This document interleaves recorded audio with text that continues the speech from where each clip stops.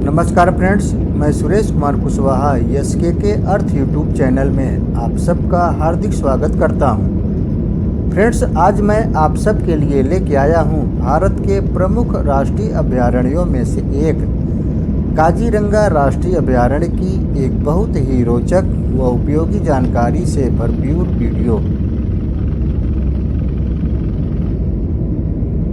Friends, Kaziranga national park Bharat के असम राज्य के गोलाघाट और नागांव जिले में स्थित एक बहुत ही सुंदर और जैव विविधता से समृद्ध नेशनल पार्क है।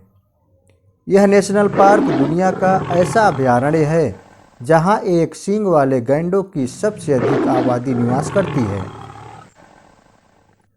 साथियों, हाथी के बाद गैंडा स्थल का सबसे विशालकाय स्तनपायी जीव है। इसे अंग्रेजी में राइनोसेरास कहा जाता है, जिसका अर्थ है सींग युक्त नाक वाला।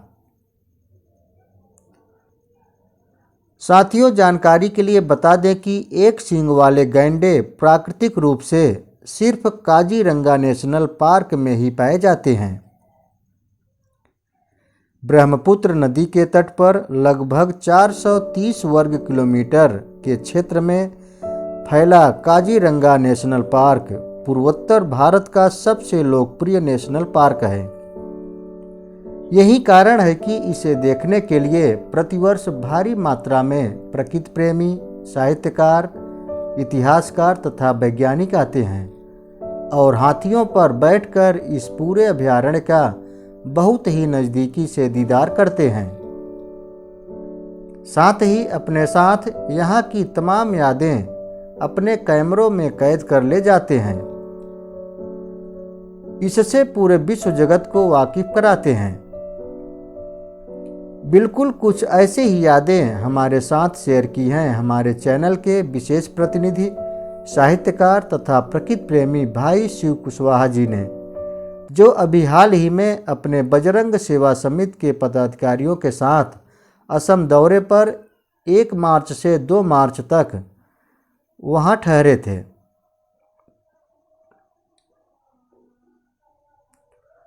उनके द्वारा भेजी गई फुटेज से साफ जाहिर होता है कि भारत सुंदरता, संस्कृति तथा जैव विविधता के लिहाज से किसी भी देश से कम नहीं है।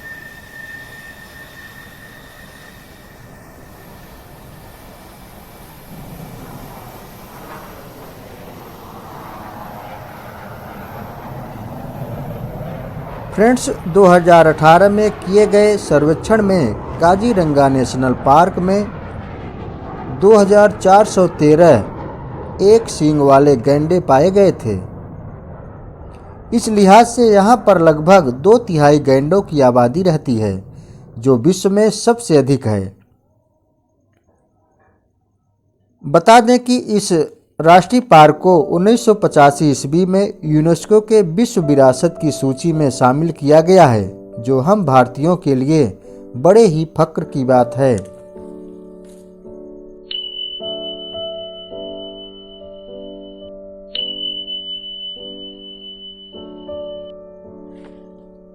फ्रेंड्स, काजीरंगा राष्ट्रीय उद्यान की संरक्षित और निरंतर जैव विविधता इसे बेहद खास बनाती है, जिसकी वजह से इस पार्क में कई तरह के वन्य जीव पाए जाते हैं।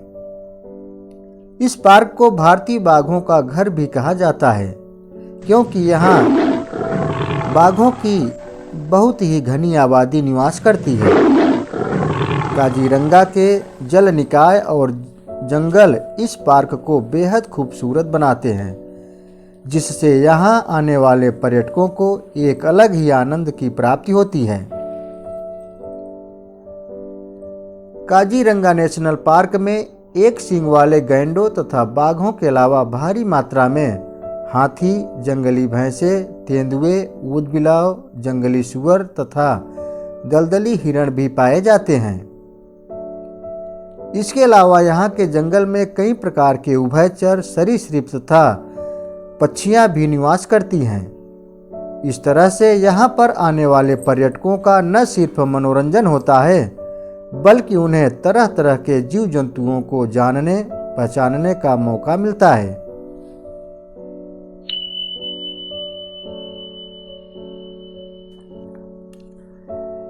साथियों, जानकारी के लिए बता दें कि काजीरंगा गुवाहाटी से 250 किलोमीटर पूर्व और जोरहट से 97 किलोमीटर पश्चिम में स्थित है, जहां से आप सड़क मार्ग से आसानी से जा सकते हैं। काजीरंगा नेशनल पार्क को देखने का सबसे अच्छा समय नवंबर से फरवरी तक का माना जाता है, क्योंकि उस समय यहाँ पर गर्मी कम होती है और यहाँ का तापमान 5 से 25 डिग्री सेंटीग्रेड के आसपास रहता है। यह सुहाना मौसम उस समय बर्ड वाचिंग के लिए भी काफ़ी उपयुक्त होता है। वैसे यहाँ घूमने के लिए सफारी गाड़ी भी उपलब्ध है, पर गैंडों को बिल्कुल पास से देखने के लिए आपको हाथी की सवारी करना ही जरूरी है, क्योंकि गैंडे जिस क्षेत्र में रहते हैं वह इलाका जल भराव वाला तथा दलदली होता है।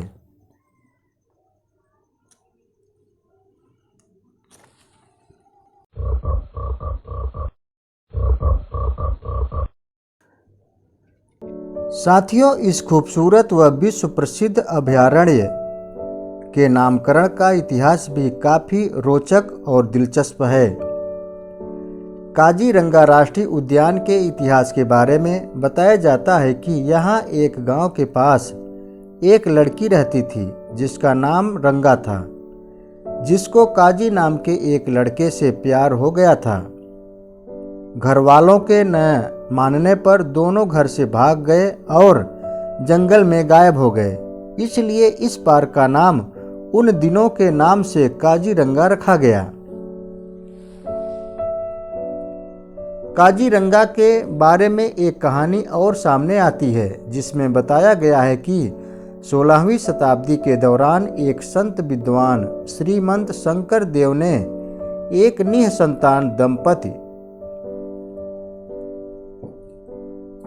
काजी और रंगाई को आशीर्वाद दिया और उनसे कहा कि वो इस जगह पर एक तालाब बनाएं, जिससे उनका नाम पूरे विश्व पटल पर आए।